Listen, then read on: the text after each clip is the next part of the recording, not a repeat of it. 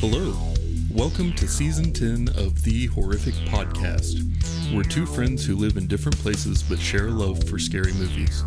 In each episode, we both watch the same movie on our own and then record a conversation together about what we liked, what we hated, if we were scared, and maybe even some larger truths about why people watch horror movies in the first place. This season, our theme is Because We Have the Microphone. And because we have the microphone, you will listen as we discuss a bunch of movies that we just kind of feel like watching with no rhyme or reason. Think of it as a collection of movies that we've referenced a lot in previous seasons or been curious about for a long time. Thanks for joining us, and we hope you enjoy the episode. We are recording a Train to Busan presents Peninsula. Peninsula. Peninsula. Really rolls off the tongue. Yeah. So this is another movie COVID screwed over. Yeah. I think it was interesting to me because I feel like Train to Busan really, after it came to Netflix, had gained a ton of momentum and found like a very wide audience. Mm-hmm. And so I remember hearing about Peninsula, a couple of years ago and thinking like, that's awesome. That's really cool that they're doing another one like in the same universe and kind of building on that momentum and the hype and everything. And then it seemed like when it actually happened, the whole world had just sort of gone to hell and everything was wildly uncertain. And there were such like bigger issues for people to worry about that this movie just was completely off the radar. So I didn't know if I should expect it to be like, wow, this is good and it's an absolute shame that things played out that way, or if it's like, oh no, this movie just wasn't good anyway, and that's why no one ever talked about it. Mm-hmm. I'm actually pretty excited to talk about this just because of certain things in the film. But for me personally, I feel like it's the latter of those two. I'm just saying. Way to tip your hand. Why is anybody even going to keep listening at this point? I don't think that our listeners understand latter of these two, Daniel. Okay, fair. Bunch of goddamn idiots, man. Well, except the Australians, because they're both attractive and intelligent. So, we are off to a great start here. I'm so sorry. I need my clicker. Anyway, I will introduce this, and then you can do your fun facts, and then we will try and steer this back on the rails. We got this. In 2020, New Entertainment World brought us Peninsula, a sequel to the 2016 film Train to Busan, which we reviewed a long time ago. Peninsula takes place 4 years after the events in Train to Busan and follows the epic journey of a small crew of survivors who return to zombie-infested South Korea to recover a shipment of American money that had failed to be recovered by the last team sent in for it. While there, the team finds that zombies are only a small fraction of the danger that still lurks on the peninsula. This movie was made on a budget of $16 million and made almost $43 million at the box office. It can currently be rented for streaming on Amazon Prime Video. Yep. For $1.99. American. USD. That's a free fact. What else did you learn about this movie? So, initially, they didn't want to rename this just Train to Busan 2 because I assume it didn't involve a train. I don't know that for sure. I can confirm there was little to no train activity in this movie. Anyway, so it decided to instead adopt the title Bando, or literally Peninsula. So Train to Busan Peninsula was what it changed to. They wanted to make it like, say, Train to Busan Peninsula. Well, that looks like a real thrilling ride. That's what it turned out to be when they translated. Anyway. Okay, so for clarification though, Peninsula is technically a sequel to Train to Busan 2. However, it's not a straight sequel, as in it doesn't follow the same cast and characters. Mainly because if you haven't watched the first one, they all die except for like two. Anyway, Whoa. Spoiler warning. I guess if you're listening to this one, then you should listen to the first one. Anyway, but this is supposed to be a standalone film, and I think the idea initially would be where they could do another Train to Busan type film that involves a different group or different set of people, and just kind of continue the series. I don't know if that'll happen based off of, I mean, the box office apparently for this was a little crazy. Technically, I don't know how they counted that in with like streaming, or more than expected, but the ratings for it was not nearly as high as I think people would have liked. But anyway, so those are the facts of the film. So you mentioned the idea of being able to have sequels that were not like directly connected, but kind of in the same universe. This movie reminded me very, very, very much of Land of the Dead, which we reviewed not too terribly long ago. Yes. Yep. And like there were a lot of similarities, but also the way that those movies kind of all took place in the same universe, like different time after zombie apocalypse, with different characters, but like sort of the same events and kind of the same style zombies or whatever.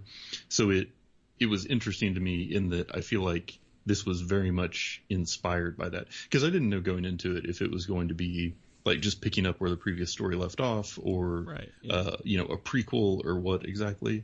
But really, this was just kind of the Land of the Dead version, where it's in the future, society has adapted, and people now know how to live sort of around the zombies, but the people end up being more of the scary thing, or more of the threat. Like, the zombies or the zombie apocalypse is really more just kind of the setting, more so than the focus of the movie. Yeah, just like another weapon.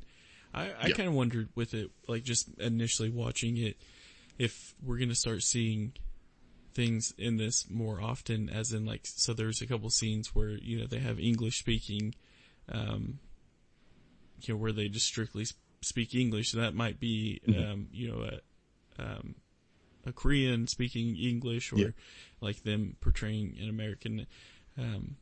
Oh, did you watch subbed or dubbed? I did, subbed. Okay, I did dubbed. Because I had to change it to it. Yeah, so I should not have done that. I hated the voice actors they chose for a couple of the characters, but also it seemed like a lot of reading. So once I was like down that road, I didn't want to turn back. Gotcha. But I really wish I had done the subbed version. Oh, okay, yeah. So I started watching this, realized it was dubbed by the time they stopped, like at the very beginning of the film, they stop early, because a couple was waving them down. Yes. And that's as far as I can make it. And I was like, if I have to watch this whole thing like this, I'm going to have a very bad output on, like, because it was terrible. Right. And it so was. I figured out how to turn off, or how to make it sub. And so like throughout the film, like when they're doing like the interview of like, on TV, like the woman interviewing the man, and they're talking about the virus and how things had happened or what went down.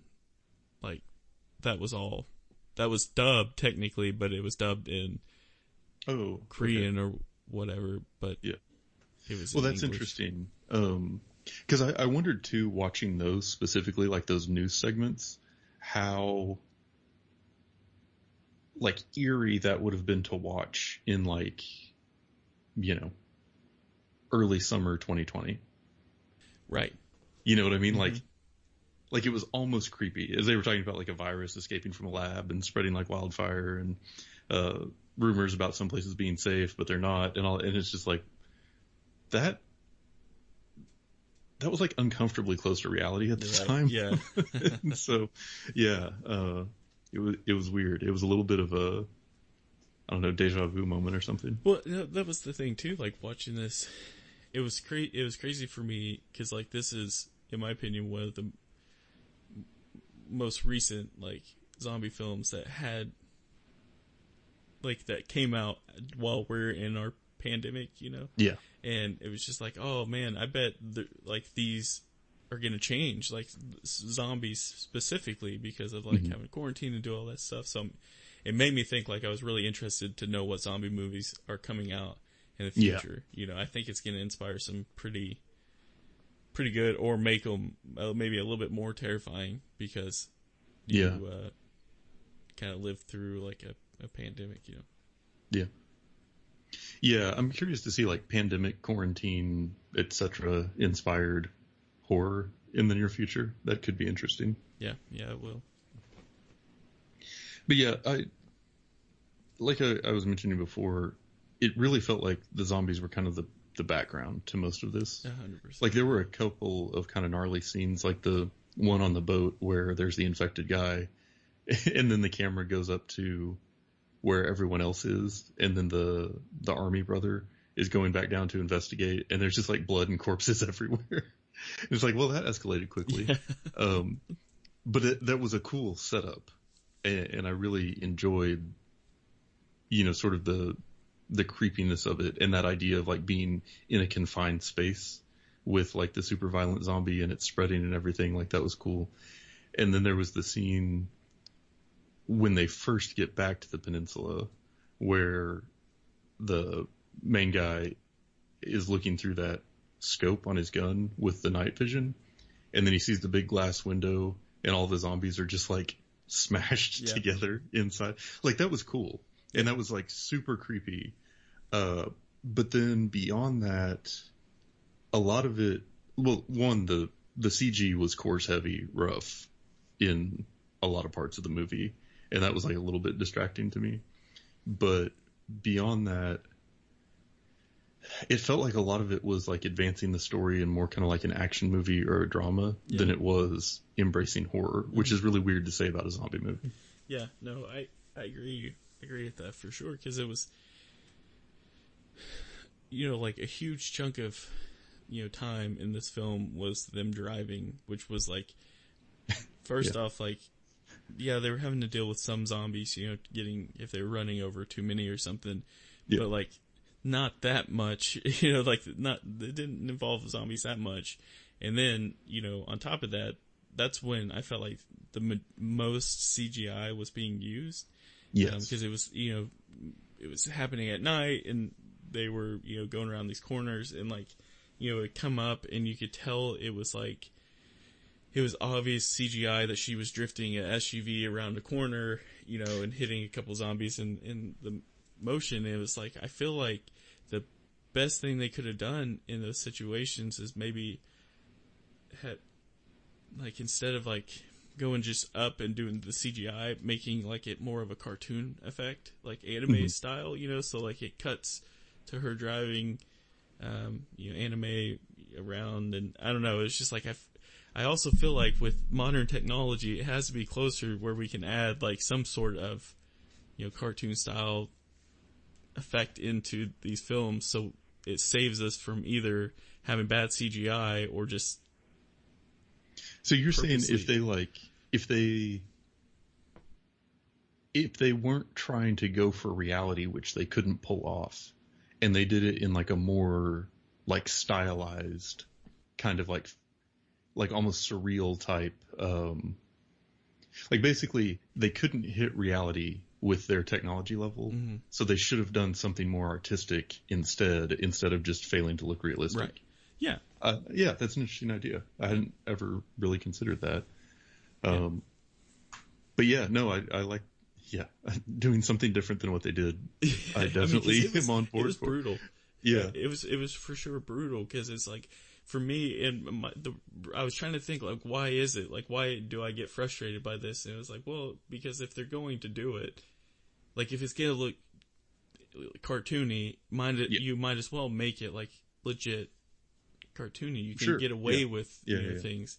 And, but yeah, I mean, it was just like, you're watching and it wasn't just the cars that were the worst CGI. Like, it was throughout the whole thing, but, but it's just kind of a bummer, because you're just like, hey, you just took off, like, that could be a very intense moment, a really cool looking moment, and it just kind of got wasted. Either don't use that or, you know. Well, and that's the thing we've talked about a lot in the past is, you know, special effects don't have to be super great. They just have to not be distracting. Because like in horror movies, a lot of times, you're being asked to believe or at least accept some pretty like crazy things going on the screen. And it's much better to be like to go for less but get the idea across than to go for too much and distract with not being able to pull it off. Yeah. If that makes sense. Yeah. And I feel like this one kind of fell into that category pretty hard a few times, where it was just like, wait, why does that thing look like it came from a PlayStation 1 game when the rest of the movie is real? Like, it was weird. Yeah. But I did have in my notes, one thing I was going to ask you was like, do you think this director liked Tokyo Drift? Yes, he did. I swear, I thought the same thing, dude. Yeah. I thought the same thing. I mean, here's one of the reasons why we like Peninsula, or Train to Busan, the first one, is because for me, that's a legit horror film, like just the whole, literally being on a train to Busan, and fighting zombies, and it's a legit one. Whereas with this one, like you're saying, they seem to focus more on action and drama, which is okay, but it's it's like the zombies are if you're gonna watch this, just know like the zombies are definitely not like the worst part about like what's going on. And what was weird to me about it was it's much like Land of the Dead. It was almost like the people had learned how to handle the zombies. Yeah. So you never felt like there was a whole lot of danger from them. It was very much like the danger was the other people, which turns it more into like an action drama type movie. You certainly can have horror movies where, the other people are the antagonists and that's like the source of the horror, like a serial killer or even like a group of people hunting you or whatever. But this one, it just wasn't really made for the most part in a very horror way. It was made much more in like an action, suspense, thriller type. So yeah. But it had good scenes involving zombies. Mm-hmm. And I'm just thinking like the boat situation, which granted it was also on a boat, which you would just think like, okay, just leave it out there. Like Boat to Busan. But yeah, Boat to Busan, but it's like presented by Train to Busan. Yeah. Yeah. But it's like, hey, if everyone gets infected on there, just leave them on there. Sink them. Which is what you want to say, but like when we had the cruise ship at the beginning of the pandemic, in the United States, like it was like, well, they need to stay. It's just, but they still wanted to port, and it was just like, anyway, it's just it's a whole different thought process while watching these horror films now, these zombie pandemic horror films. Yeah, for sure. And I made fun of the director some, but I think there were some legit cool scenes and things done in this movie. Like the camera work when the other brother was in like the gladiator pit, I thought was just awesome. Like the way that they set up all of those shots and kind of moved the camera around and followed and like filmed all of that, I thought was really, really cool and creative and well done. And then the way that the zombies would just kind of like contort up off the floor. Yeah. Like that was a very deliberate thing that I don't remember being in the first movie. Right. That felt like sort of almost like a fresh way of presenting zombies. Like it was almost more like what you would expect to see in a possession type movie, like in the Conjuring series, where the possessed people, their bodies like jerk around and stuff. That's kind of what it felt like as the zombies were like standing up a lot of times. And so there were some cool elements to it like that, but they just were so in the background compared to the rest of it. And I feel like in this one, it was very much focused on the story. And normally that's okay, but in this one, it felt like literally everything was only included in the movie so they could reference it again later. And sometimes it didn't matter. Yeah. And I don't know. This one did not connect with me the way the first one did by any means. Yeah. Oh no, I I agree with that for sure. I think I really do think that you would have had a better experience with the subtitles. Yeah, personally. probably so. Now some of the characters' voices were still relatively annoying, like the one who backs the truck out on the boat. At the very end. Yeah. His was already a little annoying, but it was a different experience. Now I will say, like, it still wasn't Train to Busan. Like, Train to Busan, easily one of my more favorite zombie films. Oh yeah. And it's probably because it reminded me of my favorite, horror film. Mm-hmm. But it was still, like it still wasn't too bad. Now this is also coming from like a huge action movie fan as well, and so even though I didn't get to watch, it wasn't 100% zombie. Like, I still got to see, a pretty interesting action film. Yeah. But I also didn't do the research, but it kind of reminded me of the movie we watched when we had the cabin this last time with Donnie and them. The movie Alive, I think was what it was called, like #Alive. Is that what we watched? I don't remember. I think so. But I was halfway falling asleep. I wonder if the director or something has something to do with it, because that was also a zombie film where they were in like an apartment complex kind of thing, and some of the zombie action that was happening definitely reminded me of what was going on in this one. So I wonder if there's some tie between those two movies. But now that you say that, it all came back to me, and I remember that movie really well. Yeah. I had completely and totally... It's like the guy and girl who were... Yeah, in the apartment complex. Mm-hmm. Yeah. Mm-hmm. Huh. Yeah. Weird. But it definitely reminded me of that a little bit. So just the style of zombie, they were still fast and slow, and it was... they didn't have like the possessed zombie look. Like, that was for sure just this one. Mm-hmm. But yeah, I do think, like, if you do decide to watch it based off of this podcast, knowing that you listen to some spoilers, I would definitely recommend subtitles. Yeah. And if you liked Land of the Dead, then check this movie out. Yeah. I don't know. I think I went into this one and my expectations were too high because I liked Train to Busan so much, and this was a very different type of movie. Well, actually, that's a good point too. Like, this is like the Land of the Dead of the zombie eras. So that's definitely a good point there. Like, it's not Night of the Living Dead or even Day of the Dead with Ving Rhames, but it's still a movie that you could watch. It's not too bad. Yeah.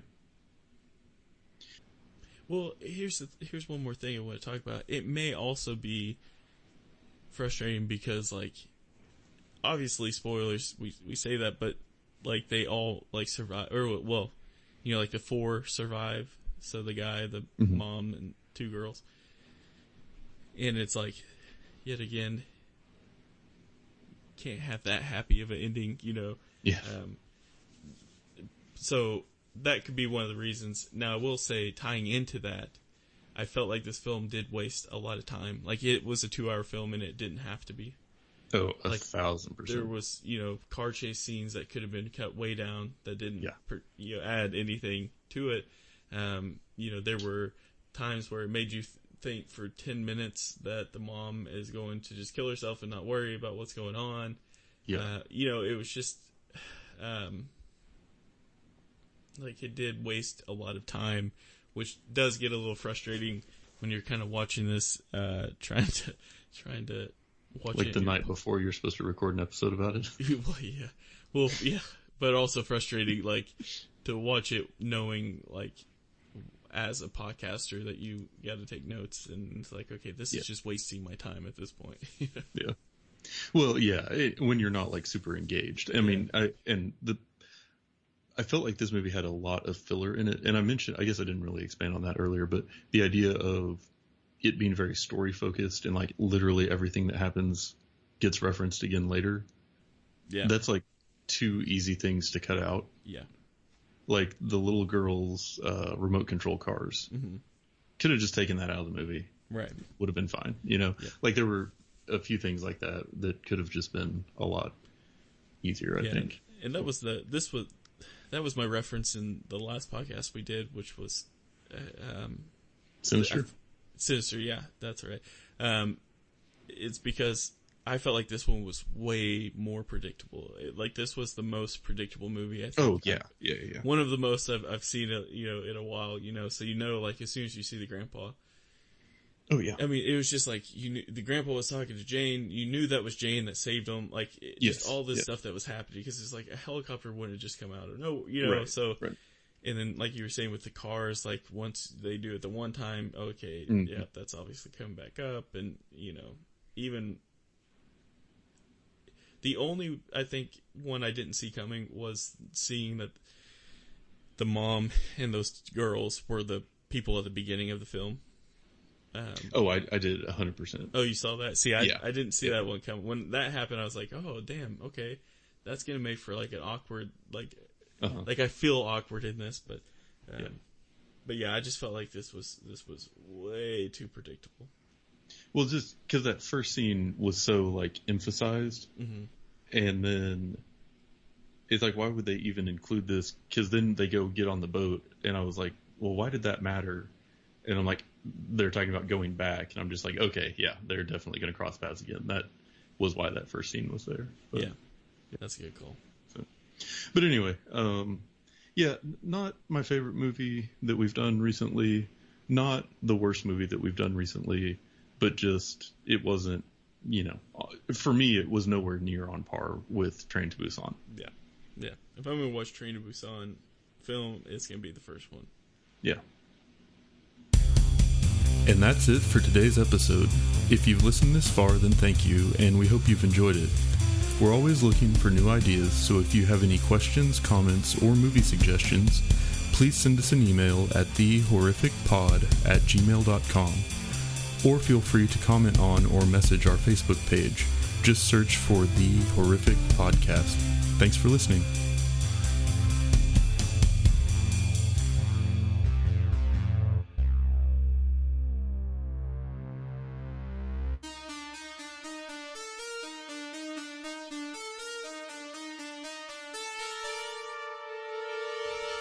All right. Oh, we should, before I forget, we should title this episode The Horrific Podcast Presents Train to Busan Presents Peninsula. Hey, you can't do this to me and then go back to it. That's fucking brilliant, dude. Okay, for real this time. Okay.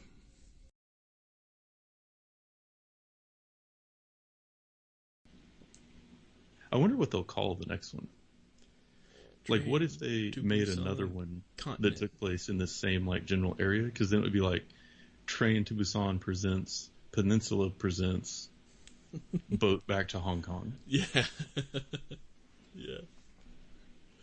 Oh, gosh.